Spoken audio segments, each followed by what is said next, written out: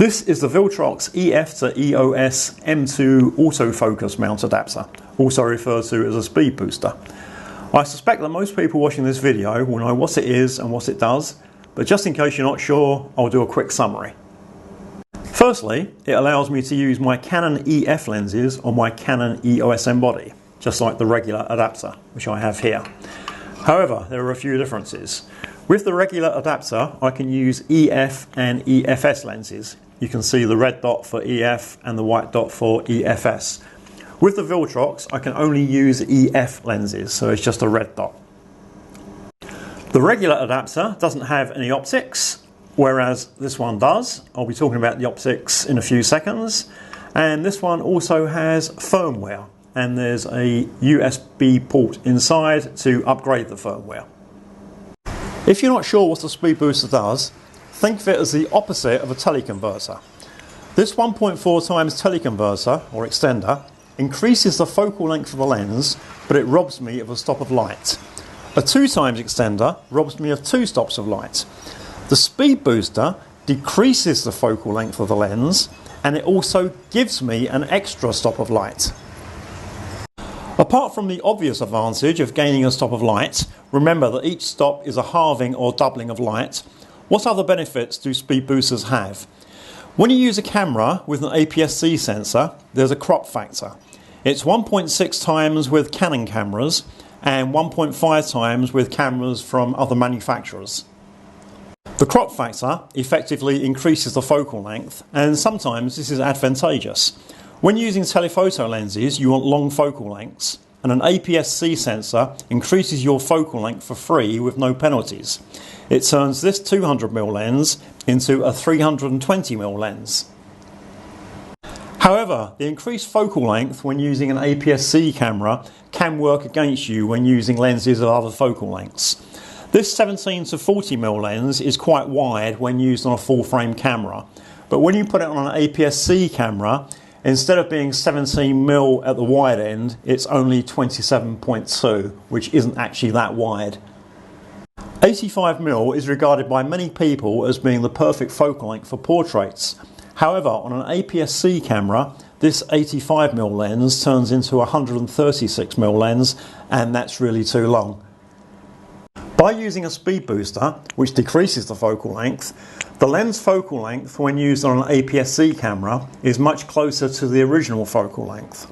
It doesn't quite reduce the focal length to what it would be when used on a full frame camera, but it's fairly close.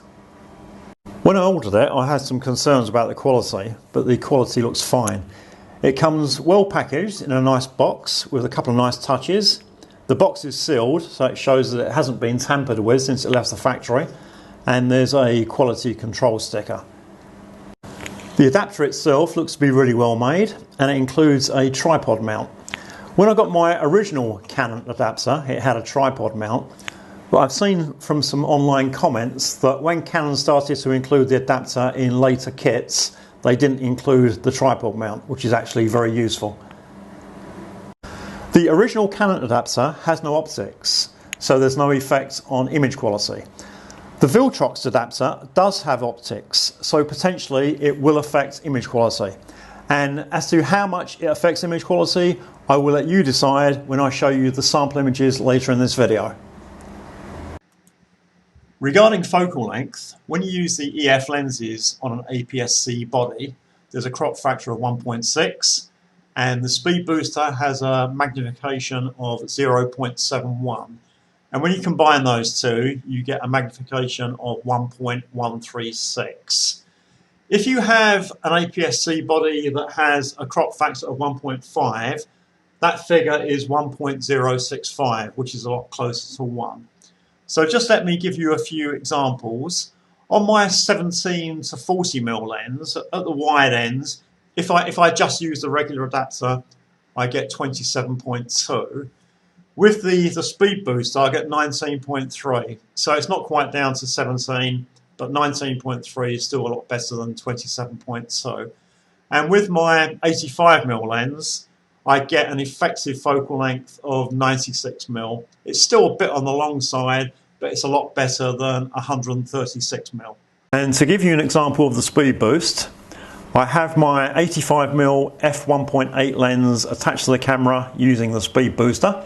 So normally it will only have a maximum aperture of f1.8, but by using the speed booster I can change it to f1.6, f1.4, f1.2.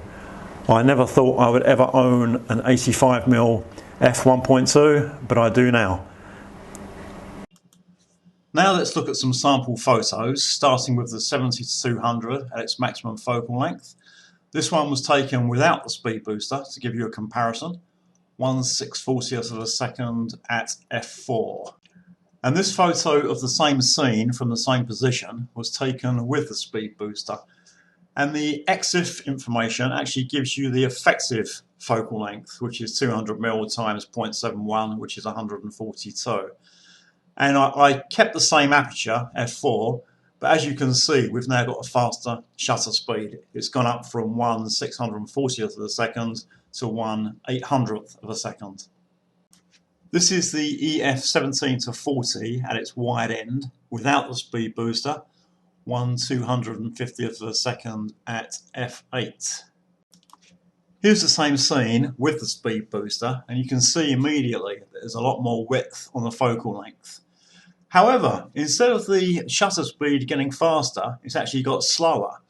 And I think what's happened is that with this new wider focal length, there's a lot more dark background in the image, and the camera has decided it needs to use a slower shutter speed.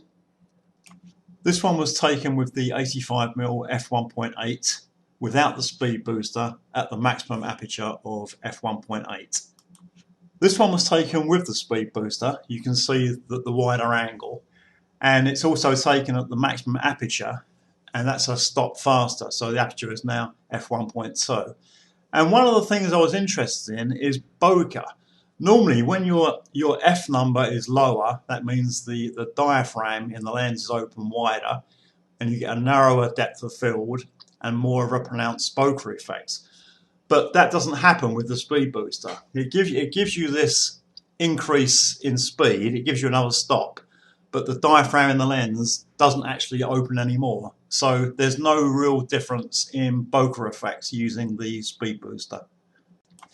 I also wanted to get an idea of image quality.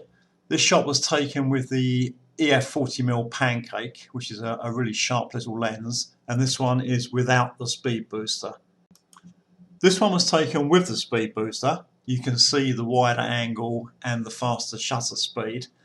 The brightness on the left hand side is because the lighting was very uneven, but the image quality is actually standing up very well. This is the 85mm without the speed booster at its maximum aperture of f1.8. This is the same scene with the same lens, and this time I'm using the booster. As you can see, there's a lot more in the image now. And again, I've used the maximum aperture, which is now f1.2, and the shutter speed has gone up from 100th of a second to 1/60th of a second. And the image quality still looks pretty good. Now I'm going to do some pixel peeping, which is something I only ever do when I'm doing these lens tests. This was taken with the 85mm lens without the speed booster, and whereas the previous images were just resized, this one is 100% crop. And here's an image taken with the same lens using the speed booster. As you can see, the field of view is wider, but it's still 100% crop, and there's not really anything wrong with that image quality. Even under close scrutiny, it still holds up very, very well. Just to summarise briefly, if you're using EF lenses with a mirrorless APS-C body, this is a great little addition to your kit bag. It wasn't expensive, just under $100 US. The build quality and image quality are very good, and it works very well. It's very useful if you're shooting in low light because it gives you another stop of light. And if you're using wide-angle lenses, it will reclaim some of the width that the crop factor took away. It's an accessory that I'm very happy to recommend. Thanks for watching, and if you enjoy this kind of content, please subscribe to my channel. More videos coming soon.